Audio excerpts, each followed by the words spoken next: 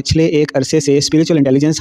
اللہ کے کچھ بندے سوشل میڈیا کے اوپر آ کر دے رہے ہیں، جو ہماری اداروں کو خریدنا بھی نہیں پڑا، جس کے لیے ایفرٹ بھی نہیں کرنی پڑی، بڑی آسانی اس کے ساتھ اللہ سوشل میڈیا کے تھرو اپنے بندوں سے انٹیلیجنس پہنچا رہے ہیں۔ 11 ربیع الاول کو ایک بندہ سوشل میڈیا کے اوپر آ کر کہتا ہے کہ اللہ کی قسم اللہ کا عذاب آ رہا ہے۔ 12 ربیع الاول کو ملک بھر میں دہشت گردی کے حملے ہوتے ہیں اور ہماری انٹیلیجنس کے کان پہ جوں تک نہیں رینگتی،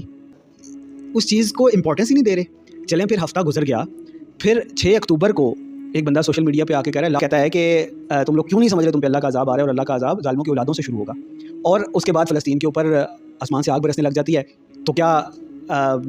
ہمارے اداروں کو نظر نہیں آ رہا کہ یہ کیا ہو رہا ہے؟ ان کے پاس کہاں سے انٹیلیجنس آ رہی ہے؟ کیا کہوں گا میں، کم ظرفی کہہ لیں، کم فہمی کہہ لیں، یا بے توفیقی کہہ لیں کہ ہمارے اداروں نے آج تک اس کے اوپر کان نہیں دھرے